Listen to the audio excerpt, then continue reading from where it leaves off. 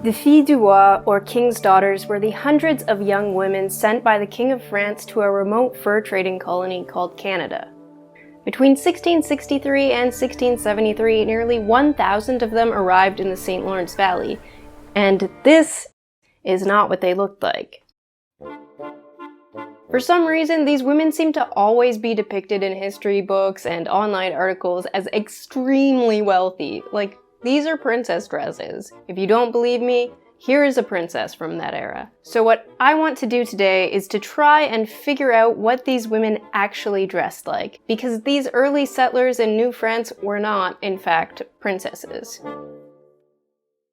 In the 1660s, Canada was in trouble. The French fur trading colony was mostly composed of transient workers, soldiers, and a few missionaries, and the sparse population left the colony vulnerable to attacks from France's competitors in the lucrative fur trade, namely the English and their allies, the Haudenosaunee Confederacy, also known as the Iroquois. If it was to succeed, the colony simply needed more settlers, but between the risk of raids, the harsh Canadian climate, and the uncertainty in the colony's future, would-be French colonists needed some persuading. Enter the filles du roi. Over a period of 10 years, the French government sent nearly 1,000 single women to settle in Canada. These were women with bleak prospects back home. Many were recruited from the Hôpital de la Salpêtrière of Paris, which was essentially a girls' orphanage and a hospice for poor, unmarried women. The king sent them off with a small recruitment fee, equipment for their voyage, a modest dowry, and a one-way ticket across the Atlantic. The hope was that by flooding the colony with young, marriageable women, the soldiers and fur traders would have a reason to settle down, start a homestead, grow some wheat, and have a bunch of French babies. Now, it's worth noting that a handful of more well-off women were recruited too as potential brides for officers and other high-status men of the colony. But most of the filles du roi were poor. Many were giving up everything they knew for the glamorous life of a subsistence farmer in a cold, snowy, unknown world. Lace, pearls, and yards of silk are not exactly farm girl clothes, so knowing what we know about these women, how can we get a better picture of what they wore? Well, figuring out what ordinary people wore hundreds of years ago is hard. They didn't commission portraits, they didn't write down much about their clothing, and the clothes themselves rarely survived. In fact, forget about the clothes for a second. It is hard to know much about the lives of ordinary people. Many lived and died without leaving a trace on the historical record.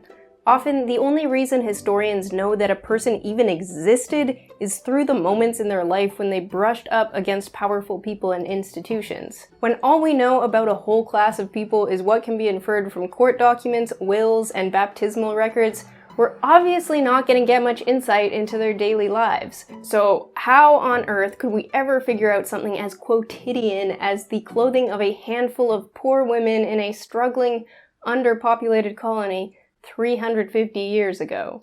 Well, one thing that powerful institutions keep pretty good records of is what they spend money on, and one significant cost of sponsoring these women was ensuring they had basic clothing and personal items. Jean Talon, the intendant tasked with populating the colony, wrote that for each fille du roi, the crown could expect to spend 30 livres to clothe them. That was a significant amount of money back then, but not giant pearl earrings money. Historians have guessed at what some of that 30 livres may have been spent on by looking at the records of the Hôpital de la Salpêtrière, the Paris orphanage. In his book on the filles du roi, demographer Yves Landry writes that in 1680, the administrators at the Salpêtrière recorded the contents of a trousseau, or hope chest, given to young women in the care of the institution. It is unclear from my sources if this trousseau was given to all the inmates at the hospice or just the ones leaving to get married. The actual document is sitting in a basement in Paris somewhere, but in any case, historians have listed the contents as 1 cap, 1 silk kerchief, 1 belt, shoes, shoe ribbons, 1 pair of stockings, 1 pair of gloves, 1 bonnet, 1,000 pins, and a few other non-clothing items. By 1680, the filles du roi had already been settled in Canada for a few years. Still, historians used that list to get an idea of the kinds of items a young woman needed to start her household. So we have an idea now of some actual items these women may have worn. but there are still some gaps to fill. Another source that can help us out is genre art. Genre painting is a style of art that depicts common folk going about their lives. These images were made for people who could afford to buy art, so they often play into upper-class fantasies of the poor. We need to be careful using them as a source, or it would be easy to start thinking that every stream in Europe had a buxom milkmaid crossing it. But between these images, the trousseau, and general information about dress practices in this period, we have enough information to start crafting a better picture of how a fille du roi might have dressed. The first layer of clothing most people in Europe at this time would wear, regardless of gender or class, was a washable knee-length shift, often made of linen. This absorbed sweat and body oils and kept the outer clothes clean. We tend to think of hygiene as the washing of our bodies, but for people in this period, basic hygiene was less about having a squeaky clean body and more about having squeaky clean linens. She wears a linen cap. I'm not sure what the fille du roi would have worn for bust support. A century later in Europe, this would have been a corset-like garment called stays, usually made from cloth stiffened with whalebone or reed, but sometimes made of leather. In period French artworks, there are women in something that looks to me like stays, so we're gonna give her stays. Are they cloth? Are they leather? Who knows? They're just brown stays that lace up the front.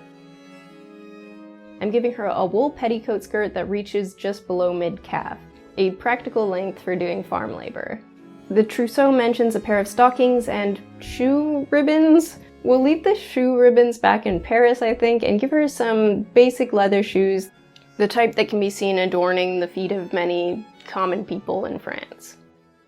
There are many images of European peasants wearing just these items, especially while doing physical work, but for extra warmth or formality, she could add another layer. In the trousseau was a bonnet, distinct from the cap.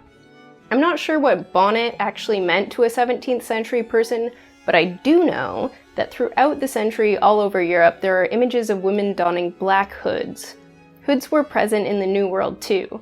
In 1651, the Puritan government of the Massachusetts Bay Colony passed a law forbidding women of low station from wearing silk hoods, suggesting that some of them were wearing silk hoods. Now we can break out that silk kerchief, which could be pinned in place. A wool jacket was just the look among the lower classes throughout Europe for like 100 years.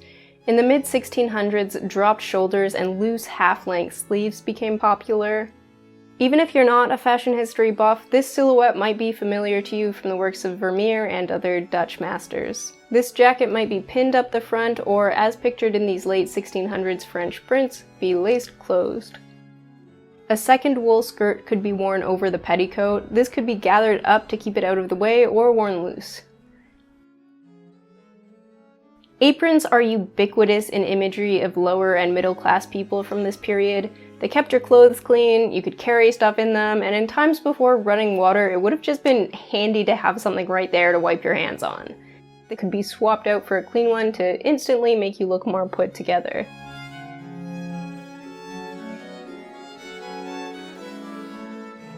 We don't know exactly what any of the filles du roi wore, but now we at least have a better guess. Not silk gowns dripping with handmade lace and giant pearls, but simple, affordable clothes well suited to a life of homesteading. Amazingly, it seems that many of these young women plucked from Paris institutions managed to adapt and succeed in their wildly different new life. This campaign to populate the colony was pretty successful, and today many Quebecois can still find a fille du roi or two in their family tree. These women have transcended the historical anonymity typical of their social class and risen to be larger-than-life figures in the origin story of Canada. But despite this, the only way that we know them is from the meager traces they left on government, church, and institutional records. The real people are lost to history.